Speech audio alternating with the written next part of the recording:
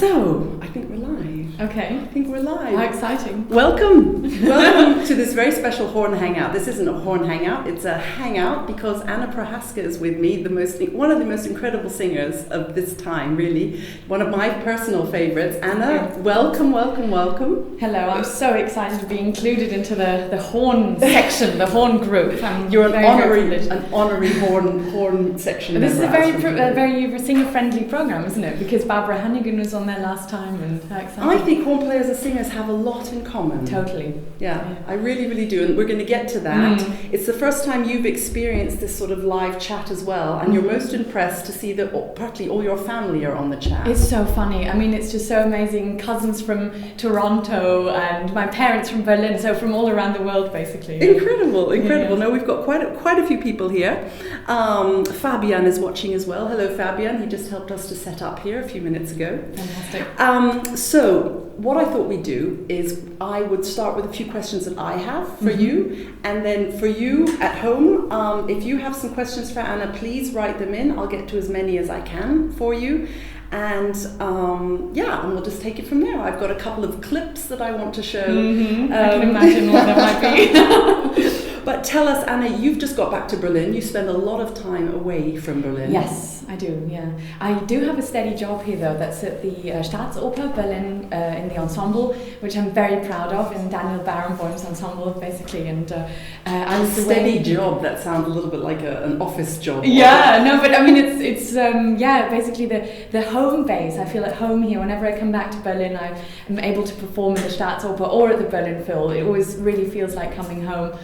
I was in my old hometown in Vienna for 2 months, working in the Theater an der Wien, which was the original, basically, birthplace of the opera Fidelio, Beethoven's only opera, and that's where I got to perform this opera this year, 200 years later. Was that your first Marcellina? My first Marcellina, yeah. I saw the costumes, they were quite sort of strict. Very strict. I was a bit sort of in the direction of a sort of BDM needle or something from the Frankist, fascist sort of era. Yeah. Like they often do, they often transpose Fidelio into a kind of totalitarian regime, so it was a bit sort of in that direction. Harnoncourt conducting? Harnoncourt, and yes, and his wife playing second violin in the orchestra, and it was just an amazing privilege. Michael wrote that he loved Anna, Susanna and Sophie at the Staatsoper. Oh, thank you very much. Those were two of my favourite roles ever to sing, and I want to sing many more of them. So, what is it about your voice, Anna? You are not this huge Wagnerian soprano. You never will be. No. You have you can't call it a small voice. It's more of a delicate voice. Yeah, I mean the thing is,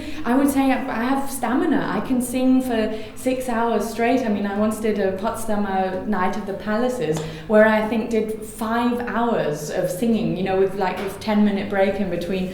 So I wouldn't call myself kind of frail or anything. It's just that the voice, if there's a huge orchestra, they have to make sure that they shut up occasionally, that it's not too much of a barrage. They can still come through. But I would say I do have a focus and it does carry. So What causes one person to be able to sing Wagner and one person to be able to a Baroque specialist? What is it in the voice? I don't know. Probably you'd have to ask a phoniatrician, but I think it's phoniatrician. That's a voice doctor, basically. It's sort of a speciality of the ear, nose, and throat. How do you spell phoniatrician, you guys? Can you please write that down in the chat? A phoniatrician. Okay. Hopefully they're not phony. No, exactly. Hopefully they're very real, because they're the ones that help us in distress when we have pharyngitis and laryngitis and God knows what. Laryngitis. Yeah, all the itises.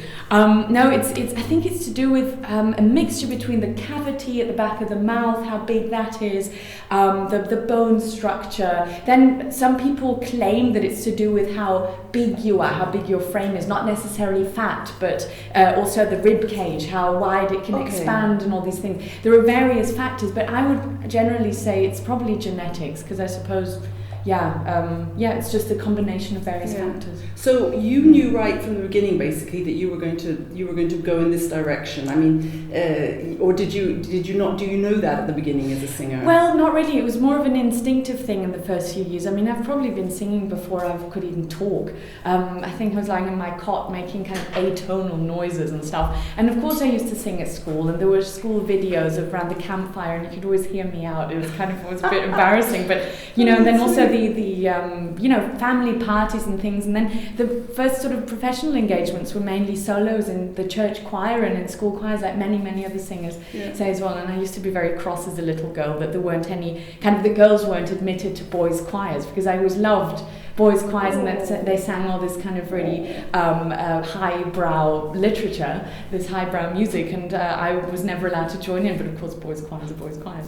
And then through a very good family friend, Eberhard Kloke, he's called, a conductor and arranger, he opened up this whole world of modern music and recital and all these other factors, all these other fractions of the classical music world, which I probably didn't get in touch with so much at home, because it was a very kind of opera-based kind of education that I got at home. And so I managed to see the whole broad scope of what classical music can be and what you can do with a then, of course, relatively small voice. I was 14, 15. So I did the nursery songs by Mussorgsky, for example, or children's roles in the Britten operas and things like that, which was suitable for my voice at 16, 17. But I mean, Sophie then, when you moved on to your profession, I mean, no one can say you're just a Baroque singer. I heard you singing Sophie at the Staatsoper, and you could hear you over the whole orchestra. Of course, it's like 13 years later, and now the voice has grown in the last few years. And you this haven't. Is just such well, I've got a very sort of top, very wide top on. No, it's a funny phenomenon. It's really interesting to watch one's own voice, one's own development as it sort of goes along. You can't really, or you shouldn't force it. You shouldn't try and control that and sort of say, oh, I want to sing Tosca next year, and that's why I'm going to force myself. That's just the most unhealthy thing that you can do. Yeah. So you just have to go on the journey. You have to let the voice take you by the hand and transport you wherever it takes you. We're horn players. I mean, so I always have an instrument in my hand, So if something goes wrong, I can sort of look at the instrument and think, and of course one of the slides is wrong, the valves are stuck. Sort of it's exterior. Your instrument is inside, and that must be wonderful, but it must also be pretty terrifying. It's terrifying. Because it's also such a personal thing, because every human being, not everybody knows what it's like to play a horn. That's the magnificent thing about it. That's the magical thing about playing the horn. As a singer, it's a relatively normal thing on the one hand, because people sing in the bathtub, they sing under the shower, in the car, or sing along with pop songs. And it's a very personal experience, I think, for people to hear a human voice on stage. And when a note cracks, when a top C cracks or whatever. Tell me about it. It happens all the time. It's sort of like I think everybody then gets a kind of jolt, or the people that hear it. At least when you're on stage, you think, oh my God, what just happened? And I want the ground to open before me. I can imagine. We can always blame our instruments if a note cracks. And Kendall Gray, who is a very loyal member of our Horn Hangout community, he's written, Anna, as instrumentalists, we are always encouraged to sing through our instruments and play with a vocal approach. This is true. From your point of view, who are some of the instrumentalists that you believe really achieved this vocal style of playing? You know what? Actually, just now, I heard a beautiful concert in Vienna in the Concerthaus with François Leleu. And I mean, there are many wonderful oboists. I mean, Jonathan Kelly, Albrecht Meyer, New Orchestra, Dominique Wallenweber. François, it was amazing. I mean, it was really also the top register. It reminded me so much of a soprano voice. It's so close to the soprano. So I've always felt my best friend is an oboist. So it's actually very, very close to the human voice. But it's close to the human voice. Is it in the larynx? Because actually the pressure in your head when you're playing the oboe is huge, because you have a lot of air and there's little and with the maybe the voice is more similar to the muted zinc or something like that. The zinc, because that's it's this long kind of early music instrument. Whatever. Zinc. I think zinc. I think it's called zinc in English. I'm not sure. Link, please. I think that's very, very. I think you have to use very little air, because we're always about saving air. I mean, I'm so jealous of oboists because they have this permanent breathing thing, haven't they? Circular breathing, which is our greatest wish, that we don't have to take breaths in between, because sometimes we just want to go on forever, and then there's always this wretched breathing that we have to do. Could singers do that? No, because the thing is that I think they sort of blow up they save the air in the cheeks, isn't it? I mean, oboists that have to explain it, and then sort of push it back in while they can already take a new breath, but the sound is sustained. Horn players can, some horn players can, but as a singer, that's just simply physically not possible. But what I mean is, I think the vocal cords, the way they kind of vibrate together, is a bit like the reed. But probably also your lips when you're playing. It's just a little bit further outside. Exactly. Yes. And it's a totally similar phenomenon. Yeah. So you'd say oboe players are very similar. That would be also, those are some of the instrumentalists you think match a human voice. Yeah, and also maybe this whole kind of panic about reed making, and with us it's also about climate and about air conditioning and getting ill and all these things. But I think a lot of professional musicians have that you worry. I mean, probably the string players are worried about their instruments too if they get too cold or whatever and that kind of thing. So it's, but with us it's just we take our instrument everywhere, to the pub, to the disco, whatever. So it's really something that sometimes I just love to like lock away my vocal cords and take Janis Joplin's with me to the disco, you know. I've been at a pop concert with Anna, and more about that later, but we made her, she was not allowed to say anything. She knew all the words, she was not allowed to sing any of the words that night. Do you remember? Exactly, because I had a performance 2 days later, so it was just like I really wasn't allowed to scream and shout. That's the worst. Screaming and shouting over loud music.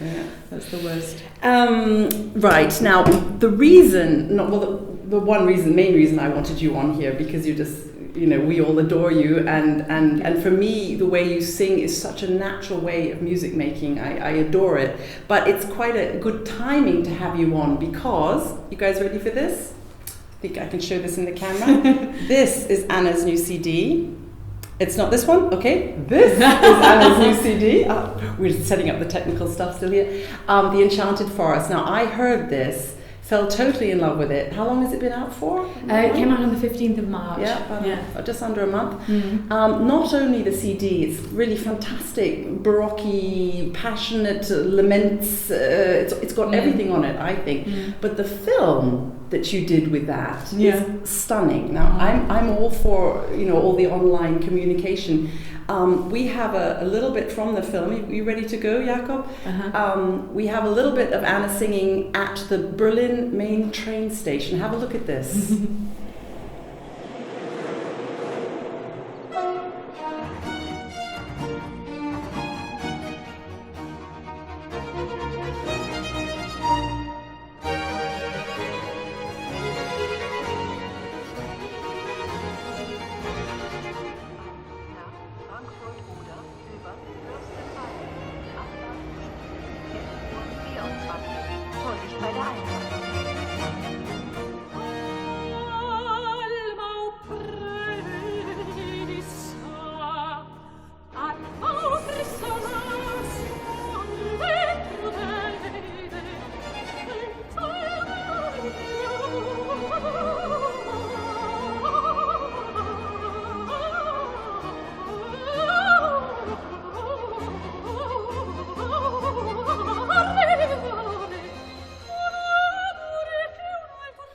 That was Alma Oppressa by Vivaldi, and I was wrong, it wasn't the Hauptbahnhof, the main train station, it was Alexanderplatz. Now, why on earth sing Vivaldi on a train station? Well, it was actually more of a kamikaze guerrilla project that we did, Andreas Morel and me, and our wonderful production team from RVE, because it had to happen really quickly, because I only had like this window of time of like 7 days between two projects, Munich and then Rosenkavalier with Simon in Berlin, and I just conjured up this idea with Andreas on a plane from Salzburg to Berlin just a few months before, saying that why don't we, because we haven't got so much money and we'd like to keep it kind of close to the bone and show a kind of the discrepancy, but also between a kind of artificial figure from the Baroque world, but also the kind of natural, normal, modern person that I obviously am. I mean, I'm not some kind of artificial figure. So we wanted to show those both those sides.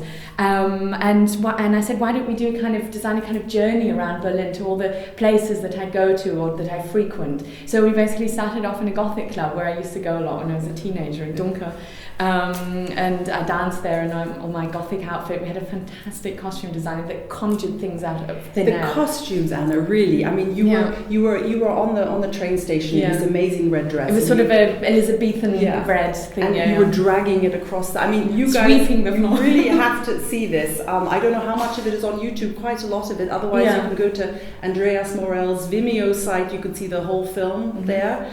because it was on TV, it was on Arte, and I think it's now on the video site. Maybe someone could put up a link on the chat while we're watching, that would be great. But then you were Harley Quinn? Yes, that was a kind of mixture between Puck and a sort of 1960s stewardess.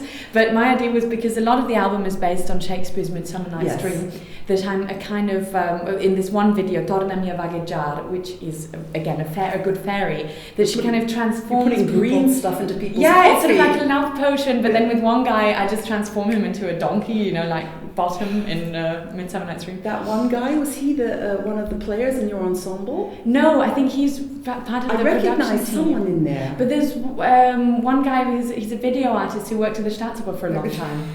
Well, you had all your friends. Yeah, because of course we couldn't pay anybody, so we just had to beg people. So could you please come as an extra, sort of. So you were a harlequin in the coffee shop, and then you were in some mental institution. Yes, so that was my idea about this whole kind of Lamento della Ninfa by Monteverdi. How can you make it kind of not really touching that one? Yeah, well, I was wondering if I should do that, because of course I didn't want to in any way romanticize being stuck in a mental hospital. I mean, that's just the most, very, very difficult time in a person's life, and I just didn't want to. Of course, it's a theme of many kind of gothic romance novels, like Dracula, for example, or whatever, and I wanted to kind of crossbreed between kind of gothic romance and, realism, and that how can we make Lamento della Ninfa modern, because, there aren't any kind of nymphs and swains running around the forests anymore.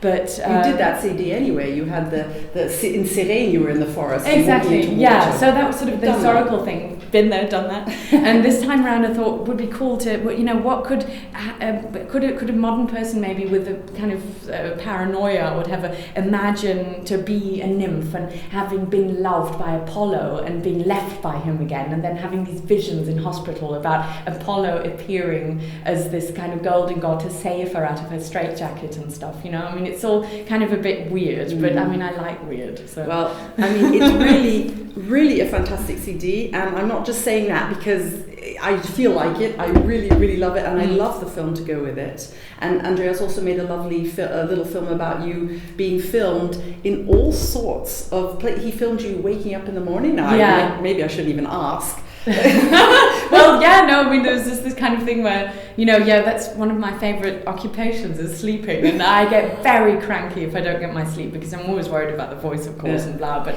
is sleep so good for your voice? It's so important, because it's the hydration, it's really so important, because a lot of people say, resting and just lying there is okay, but when you're actually not sleeping, the brain is of course still working like mad, and you just really have to, really sleep, because when you've had 8 hours, 9 hours, the performance the next night is just so much better than usually, when you less.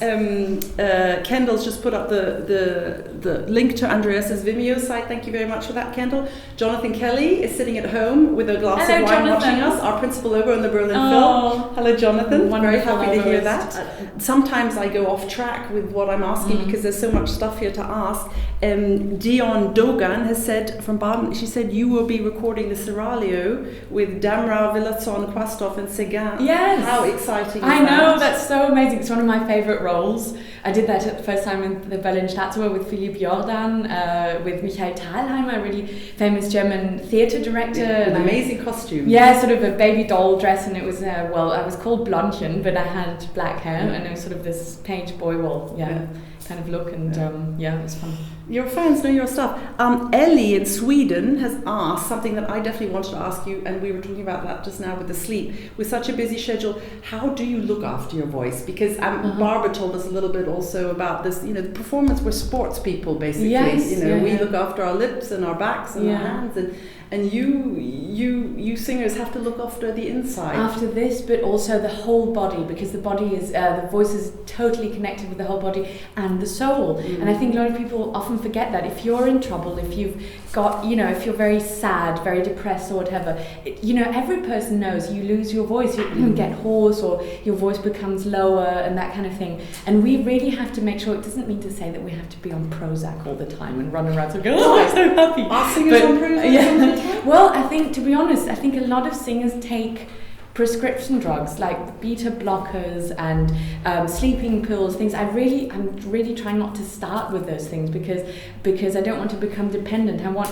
to actually, trust my body, and if I can't sleep, okay, well then, that's the way it is. I'll sleep better the next night. Or, fight things like if there's noise, then you change the room, whatever, rather work on the exterior and the interior and not kind of manipulate your body with chemicals. But of course, in some occasions, sometimes it's so annoying if you're flying over the ocean, to another time zone, and that's just very, and sometimes you have to sing the next day, like the next morning, and you just have to be there. But what really, really helps us in our body is our wonderful little drug that we have by ourselves is adrenaline.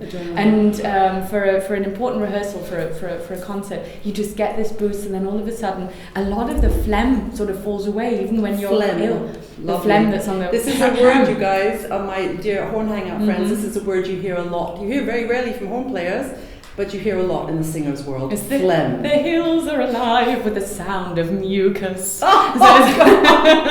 that's sort of the direction. You guys are obsessed by phlegm. Absolutely, because it's like what you call when you have a frog in your throat or something. It's when it's like, and just now, for example, the wonderful, beautiful Beethoven quartet in Fidelio, Mir ist so wunderbar, and it's so quiet. It's like a string quartet at the beginning, and the clarinet comes in, and then it's, if you sort of sing, that would be terrible, wouldn't that? Well, a horn player, we live in fear of splitting notes all the time. Yeah, so that's why we feel so close, I think. Because it's this, I think so. Just being on the edge, but I think that's why people think horns and the voice are so exciting to listen to because of the risk. And I think that's why a lot of composers wrote in this danger zone for singers, like Verdi and Mozart. They wrote in the most excruciatingly difficult part of the voice, which is the passaggio. And that's the most difficult to control, because that's where the voice gets, it's a passage, it gets a little bit more narrow, and then it opens up again at the top. So in this narrow part, and that's sort of the really, really exciting part of the voice. And they knew all that, and they knew that they would write for all these virtuoso singers because they had them in those days.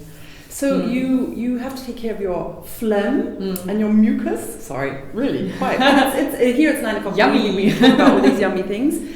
One of the things you see in the film, in Andreas' film, is you jogging around. Is it Mauer Park? Yeah, Mauer Park. Yeah, in Berlin, in really cool shorty thingies. Well, actually, because I think I didn't have my, my normal trainers or something. They were in the wash, or I don't know. But you really do sport, and you look up. Yeah, look, I'm actually not such a sporty person. I actually have to force myself because I'm not really, it's not my absolute passion. I prefer to go to the movies or whatever. Yeah. But I just do it so I can, to be fit. When you're running around on stage, and musical singers will definitely sign that for me.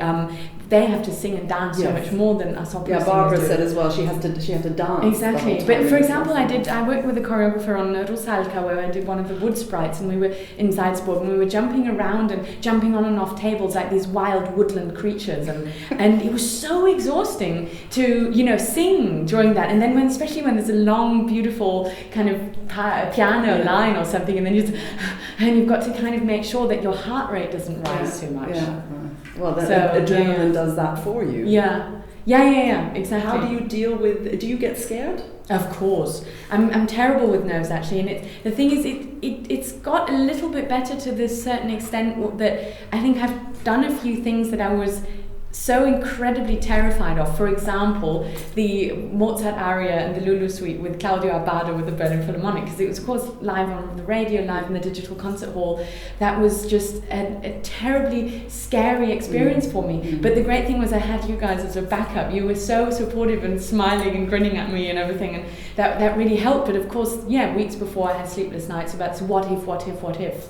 So how do you deal with it? Well, it's just basically this gladiatorial thing. You're like a gladiator going out there in the arena, facing the lions, facing the tigers. The audience around you, they're your enemies, but you have to grin at them and show them your teeth, basically.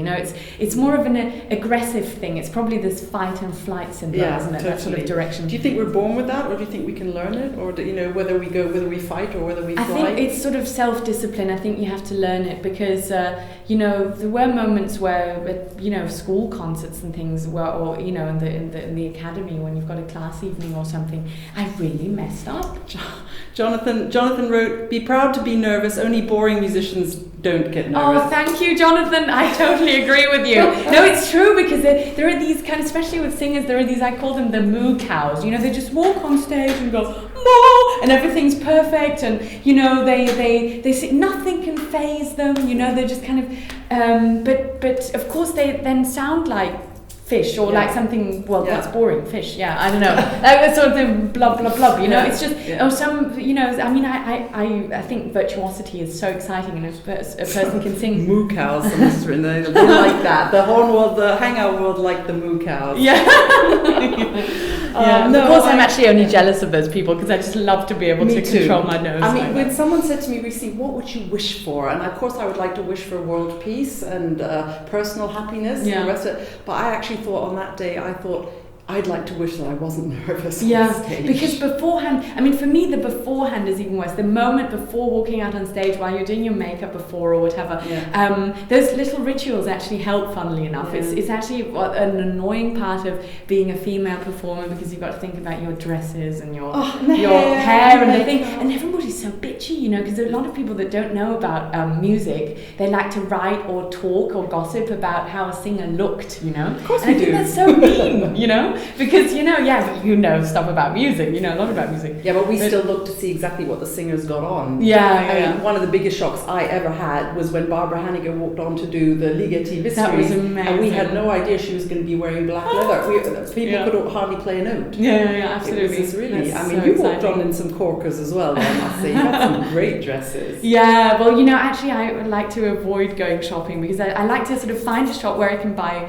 3 or 5 dresses, and then not have to go shopping for 2 years, you know, sort of, because I just hate this feeling of being again, it's about the voice, in these stuffy, dry rooms, and this getting undressed and sweating, and then going out in the cold again and all this stuff, and you know, it's just something that, you know, our voice sort of accompanies us wherever we go, you know, and so we musicians, I meant we instrumental musicians, sometimes think we can't. Sometimes we think, the singers and their voices, you know, because there are some real sensitive ones, you know. Yeah. People that won't go backstage at the Philharmonie unless... They won't ever have a glass of wine or something. That's pushing it a bit far, but I totally understand that you guys really have to look after yourselves. You know, and what I'm sort of learning now at the moment is something very important, is that you really make time for these moments when you can really lash out, let your hair down, where you can go out with friends, have loads of wine, just go dancing maybe, or just, you know, just hang out with people and talk without worrying about saving the voice and all that kind of thing. Do you have days like that? Yes, well, it's funnily enough, I probably shouldn't tell the director. I shouldn't tell the directors, but it's usually the beginning kind of period of a long rehearsal phase, where, you know, if you've got 6 weeks of rehearsals, and the first few weeks are always the more easygoing ones, because the conductor's often not there, and you know, you don't have to be so on top form every morning, you know, at the scenic rehearsals. This is very interesting. This is a little secret. Let's hope that none of Anna's directors are watching this, otherwise they're going to turn up 2 weeks early to the rehearsal next time. Exactly, but that doesn't mean to say that, you know, you're less concentrated, because an acting teacher of mine said that actors that are tired and that are ill often have their best nights, their best performances. Yes. Of course, as singers, we can't work like that, but in this whole beginning phase where it's actually more about the staging, the acting and stuff, maybe the hangovers actually help. So. Well, sometimes when I'm not feeling well, I do play well, because I just can't be bothered, and then I don't get so nervous. I think if you think too much, then that's when it'll... Yeah, absolutely. It's also, you know, when you do language coachings and, you know, different languages and stuff, and with French or whatever, it always comes out best when you're not thinking about it, when you just relax. That's one thing I also wanted to ask. Sorry, I'm not paying much attention to the questions on the chat, because I've got so many amazing questions for Anna, but I will get to some of these, I promise. Let me just quickly ask you about the languages. Yeah. Is that the bane of a singer's life, apart from mucus and phlegm? Yeah. Learning all these languages? I would say it's the privilege. It's one of the more exciting and the most exciting parts of the job, because I mean, I love languages. I'm not someone who speaks many languages. I'm not such a grammar and vocabulary freak, but I just love the sound of various languages, and I love to know exactly what word means. What language did you do Rosalka in? That was Czech, and so that was the wood sprite, not the Rosalka. Yeah. That's for a later time. But I've done songs in Polish, of course, French, Italian is a very important language for us. For me, French is actually probably the most easy language to sing in, because I love the placement of the vowels and things. It's all very forward and helps the voice. And more than Italian. I've always wondered that. But actually, I'm not allowed to only ask my own questions. Okay, so I'm going to hit you with a few of these now. Fantastic. That are not in a real sort of order. But someone called Fishstick, I like that name. Fishstick wants to know if you like acting. And I think by what he means is, or he or she, sorry, I don't know if Fishstick is masculine or feminine, meant acting in your movies, like the ones you've done, because in Serene you walk off into the water with some gorgeous guy. Yeah. You enjoy, but that's part of being a singer, isn't it? Yeah, and the thing is, what I love is, I mean, I'm part of the MTV generation. I grew up on music videos and sitting in front of the TV eating peanut butter. I mean, that's sort of my teenage years passed by like that. And I always imagined, kind of, whenever I listened to music, if it was pop or classical, I had images in my head, walk down the street in a certain rhythm, like John Travolta, to the music that I'm listening to. Nobody knows, but I'm walking in the beat, and I sort of imagine my own sort of music video in my head. Sorry, I'm sort of a bit mad. But but it's sort of this, that's what I love about these new media and things. I think a lot of people think it's a curse and it's all too much and it's all so fussy and kind of pandering to the young audiences and all that kind of thing. But we have to get young audiences. Yeah, but that's great, and I think it's just so much fun to do all this stuff as well. You can tell. You can really tell. And I love movies. I love films. Yeah. Yeah. No, that's one. I really, really respect that. I mean, your voice anyway, but that part of you that you're willing to put yourself out there. And I love straight theatre. I love to go to a performance where I don't need to concentrate on the music or whatever, and it's just the acting. The text. Yeah. Ger, from Ireland, G-E-R. How do you pronounce that? Ger. No idea. Ask who your heroes. Singer heroes. Oh, that's a great question. Yeah. Of course, I should say John McCormack now, shouldn't I? Famous Irish tenor. No, I've various. I mean, it's not only sopranos at the moment, and I love the French soprano Sandrine Piau. She's fabulous. I love Dorothea Röschmann, Christine Schäfer. They're sort of my great idols that I've got heaps of CDs of and love to listen to. And the older generation, I would say someone like Rosa Poncel, who has this kind of butter-sweet, gorgeous round sound like red wine that goes through all the registers without a break. Those things, and Bryn Tervel. So many. It's so hard to say. It's really hard to say. Yeah. But I mean, that's great. They're flying in now. You're going to have to look at all these afterwards, and you probably will have to have another one to follow up all these questions. Okay. Alex asks, what would you say to the Puritans who say that film visual viewing distracts from the music? I would say it's a matter of taste. If you don't like it, turn it off. I don't know. Great answer. David has asked, and also Patrick Rasmussen, they've asked a very similar question. Nerves are important for an exciting performance. How do you focus, control the nerves before or while performing? Breath. Taking a deep breath. To be honest, concentrating on the music, on the role, being the role. If it's an opera, if it's a concert performance, delivering Schubert or delivering Mozart or whatever, just thinking of the composer, what did the composer want, and forgetting about the audience. Leave out your contact lenses if you're short-sighted and you don't see the faces. Do you wear contact lenses? Not at the moment. I'm not very short-sighted, but a little bit. I can see you. You've got really cool I know glasses. who you are. Yeah, you have really cool glasses. Yeah, I need them for driving. Those big black ones. There's even a scene. They really showed every facet of your life. They showed you in the kitchen. They showed you driving. Asleep. Wake early in the morning. You guys have to see this film. Really, it's great. I just love it. A technical question, which I thought was a really great one. It came about, 20 minutes ago, but I wrote it down because I liked it. Jeffrey Johnson, he runs a fabulous on music, classical music blog. He wanted to know about temperaments. He said, did you study them or do you adjust naturally according to what you're singing? To be honest, I never studied temperaments, and I only just, I really worked on these with my wonderful conductor here, Jonathan Cohen, who, we had the Valotti and the other one, which I don't know what it's called in English, it's Gleichtönig in German, whatever. Maybe equal Jonathan temperament. Equal temperament and I pulled that one out. And no, it's actually, to be honest, I don't have absolute pitch. I don't have, perfect pitch. I don't have this kind of, education in the temperaments. But I think when I study a piece with an organ that's tuned that way, I will just, get it into my ear and I will adjust to it spontaneously. Do you have a favorite role? Or have you not sung all the ones? Yeah, no, I haven't yet, but it's good because I want to wait with them yet. Wait with them. I really, really enjoyed singing Susanna in Figaro because what I love about this role is that there are no excruciating top high notes, which I'm usually booked for because I have them, unfortunately. Yeah. That's always the way, you know. Blanchen sings like E's, 3 E's, yeah. And that's always so scary. And the great thing about Susanna is she's on stage the whole time. She's the kind of axis of the whole piece, and it's such a perfect opera. It's the perfect opera, The Marriage of Figaro, I think. So you're going to sing it masses and masses. I hope so. And what really, when I opened up my throat and my eyes and my ears to the whole world of Strauss, was singing Sophie and Rosenkavalier. It was so much fun. It was really. Were you worried that was maybe? I mean, Sophie pushing it, but yeah, I was thinking about it, but I trusted Simon. I trusted my Staatskapelle, my orchestra at the Staatsoper. They're so you had to kiss Magdalena Kozhina, and quite passionately as well. I mean, I didn't have to. I was allowed to. I asked Simon how he enjoyed that, watching his wife and kissing the girl. I think he did enjoy it. He sort of admitted it to us once in the elevator.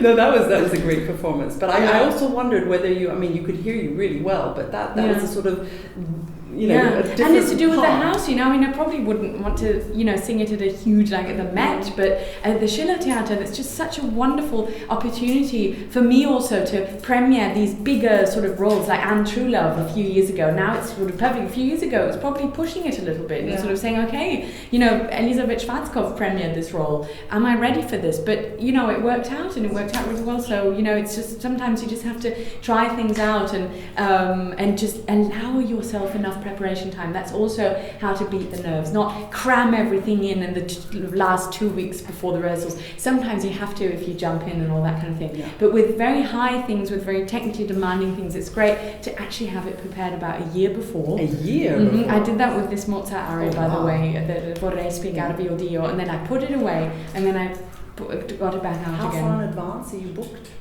Well, we're talking about dates in 2016 already, but clever girl. It's not. Yeah, but it's not fully booked until then, of course. But the first few dates in 16 are popping up. Wow, my goodness, this is really good. Your Sophie was up. I've just got to bring Jonathan back in here. Yeah, Jonathan, because the star of the show. Yeah, Jonathan, you really are turning to yes. You should have come in and joined us live. Yeah, we'll do it in the next time. one. The three of us. Yeah. Jonathan's written, if I am nervous in a symphony, I pretend it is an opera and I'm singing one of the roles, and he says, sorry, I'll shut up now. Please don't shut up. That's so sweet. That's so great to hear. Yeah, it's really Maybe great. I should try the other way around and pretend that I'm an obolist or a horn player or something. Pretend you're Jonathan Kelly. Exactly. That would be very schizophrenic. That would be a great approach to a new music video. Anna was fabulous as Susanna, but it's so much work, says Michael. She's a sort of deus ex machina, almost as busy as Octavian in Rosenkavalier. Yes, absolutely. That's a wonderful comparison. Yeah. It's the Hans Sachs of the female voice. Yeah. She's on stage all the time for 4 hours. Amazing. And but the great thing is the music and the text and this brilliant piece just carries you through it, and you're actually not all that exhausted afterwards. I mean, you are then 2 hours after the performance, you just keel over. But afterwards, you're just still totally in the zone. It's so much fun. Well, there's just too much to get through in just one hangout here, so we're going to have to follow up. I have a couple more things for you, because there's one thing I particularly wanted to show, because it's a world premiere today. We'll explain that, and you've got something you're seeing for the first time out here. I don't think you've even seen it yet. No, I haven't. It's coming, but we have to get there first. Okay. And I had a couple of questions to get you there. One was, what are the sort of weirdest, strangest things you've been asked to do on stage? Apart from kiss Magdalena Kozhina. Well, that wasn't weird and strange. That was a privilege. No, then it was probably this way out crazy production that I did of Babylon, a world premiere by the fabulous composer Jörg Wittmann in Munich at the Bayerische Staatsoper, and the production team was La Fura dels Baus, and they are a Catalan anarchist from street theatre to high culture theatre group, and I was supposed to. My first entrance was fly flying in from I think 5 or 6 or 8 meters, it seemed like 20 meters, on a kind of very wobbly sort of platform thing, just with one little sort of strap around my midriff, with sort of huge heavy plastic neon light wings on and stuff, and just fly in and then sing basically something that was like Zerbinetta on speed with like 50 top E's and whatever. So that was probably the most scary, excruciating thing I ever had to do. But you know, it was a grand entrance, of course. You know, what do you do for fame? Oh God, you always sort of ask yourself, why the hell are you doing this? You know, you could die tonight. It'll take your mind off the nerve. Yeah, so I mean, I really discovered my fear of heights at that point, vertigo. And in the same, production, it was sort of about sort of how many clothes was I prepared to take off. And I said, okay, stop here, because they were really, really skimpy, beautiful, gorgeous costumes. And I really thought that was enough. You know, it was sort of more like a swimsuit character. Would you take all your clothes off? No, the thing is, to be honest, I've really asked myself that question a lot recently because of this production, and I sort of thought, well, you know, first of all, being clothed is a lot more erotic than being completely naked, I think, unless you've got the perfect body. But even if you have the perfect body, isn't it exciting to have something on, you know, or just even if it's just a cloth or whatever? I wouldn't know. And no, for the audience, I mean. No, I'm a brass player. Well, who knows? New direction. And also what people forget is that as singers, we're already so naked on stage, exposing our innermost sanctum, you know, of our voice. And I don't want to be kind of physically naked as well on stage, you know. So that's really one of the big questions and one of the crazier things I got to do. One of the craziest. Now, Anna, I've got 2 photos of you here. Stefan, can you see those? This one, can you zoom up on that one, or shall I just? You were a goth. Mm-hmm. We're going to scan that and put that back up on the page. It's just such a cool photo. You were a goth in the old days. Yes, it wasn't so long ago. No, I still have my moments. You still have your moments? Yes, sure. Yeah, I know, because when we went to that Rammstein concert, you were wearing your dog collar and everything. Yeah. You were just a fantasyful. Listen to my English, I can't even speak anymore. But you were full of fantasy. Yeah, you always have been, and you love science fiction. Yeah, Greek myths, whatever. You know, that whole kind of thing. And I'm a huge sci-fi freak, and I think just this fascination of the Gothic culture for historical periods is very, very strong within me. The force is very strong. I mean, you're a dream for the press, because you know you've had. I mean, we are lucky because I don't think anyone's seen that photo before live of you with your dad. Yeah, that's really impressive. But you're a dream because you've got all these different facets, and for an opera singer to love heavy metal, to love. I mean, this is something you jog to heavy metal. Yeah, exactly, and it's sort of great to kind of deconstruct your aggressions that are inside, stress and things, and it's just really great to. And I love metal that has. Some people say it's just a lot of noise. It is, yeah, but I mean, it depends what kind of metal you listen to. Of course, there's thrash metal and death metal or something that is a lot of noise, but I prefer more sort of the black metal direction, or folk metal that has sort of folk music influences from Norway or from Finland or those places, Sweden. They have Russia, they have these fantastic Viking groups, that sing kind of old Russian harvest songs with heavy metal guitars, and it's just, this is the kind of music I love, it's fantastic fodder for the press, but it really is true. But there are a lot of people, for example, Simone Kamis says she likes hard rock and stuff, and it's really quite close. If you're in love with dramatic music, which means not necessarily always Wagner, but also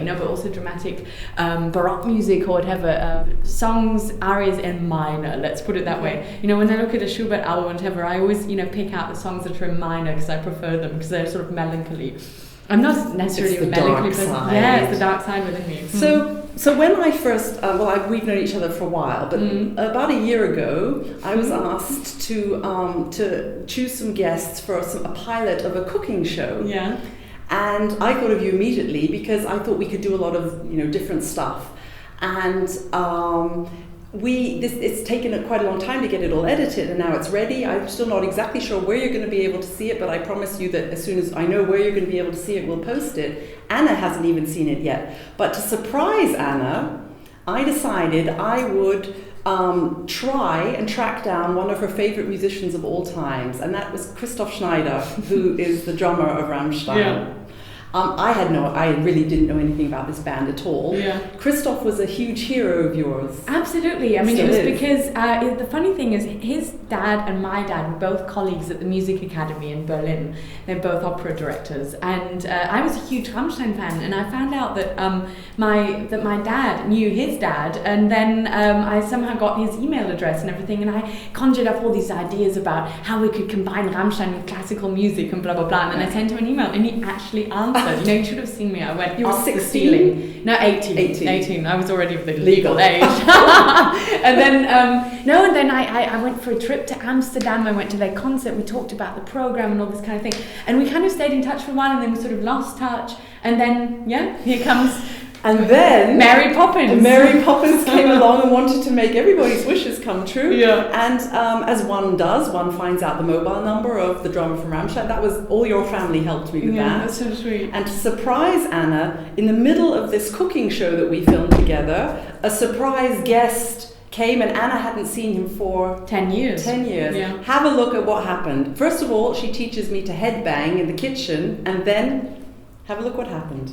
Das ist so untypisch Opernsänger. Oh mein Gott. Und jetzt?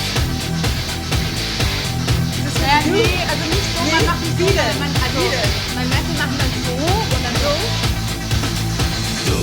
So. Du hast. I know the word. Du hast mich. Man muss eigentlich Aufwärmung machen, sonst kriegt man einen steifen Hals. Muss man vor ein Heavy-Metal-Konzert aufwärmen? Ja, man muss eigentlich mehr so langsam anfangen und dann steigern. Und das machst du oft? Wie so oft?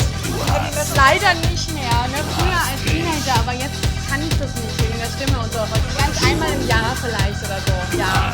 Anna, ich habe einen Special Guest mit dich heute Abend. Also, ich habe einen very special Guest für Anna. Das kennst du schon, oder?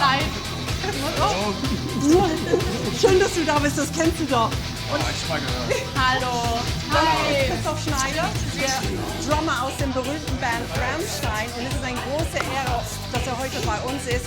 Anna ist So what did you think of that? Can we still do that? Because I was really uncool. You were just the coolest thing ever.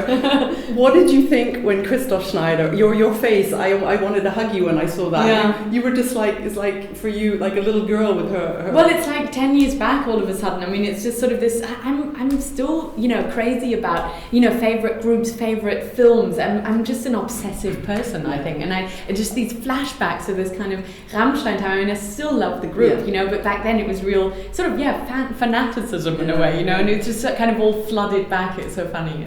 We had the best time doing this pilot, and I hope you'll be able to see it. It is in German, but I hope when we get it up, we'll have the subtitles as well. Because Christoph loves classical music. Yeah. He sat at the table. We talked about classical music. Yeah. He drank rosé wine, which I think he's going to get a lot of stick from his colleagues in the band. Probably. And actually, we've all become quite good friends. And Christoph and his fiancée Uli, they came to see you in the opera. And the great thing is, Uli, I think, is really a great influence on Christoph because she's really into classical music and the kind of high culture, as you would call it. But I wouldn't sort of always put this stuff in categories. For me, Rammstein is high culture as well, and a bad opera performance can be very low culture. I mean, hello. For me, there are no borderlines there, and it's just so wonderful to welcome them in the Schatzalper or whatever at a concert at the Berlin Phil. We saw each other last time, I think, on the 31st of December. At the New Year's concert. In the Philharmonie? Yeah. So they've been to the Philharmonie, they've been to the Staatsoper. So it is possible to connect these amazing pop musicians, but you wouldn't call them pop, what would you call Rammstein? Industrial. They're always very kind of particular about not being heavy metal because they originally come from the kind of the punk scene in the DDR, and then they developed into a sort of more industrial sound, kind of industrial dance sound. Should we go to their concert on the 24th of May in the Wühlheide? That would be Berlin? amazing. Let's do that. Christoph, if you're watching, we want tickets. Yay!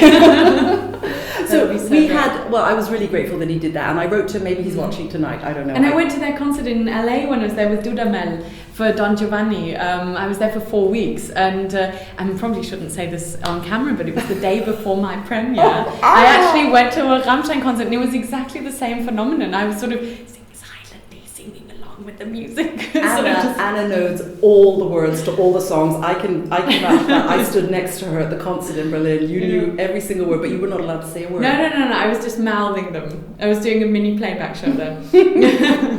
No, I hope we can go together. The cooking part of the show was quite impressive because you dissected a chicken. Yeah. But I'm not going to give too much more away because I hope everyone's going to watch it when it comes out.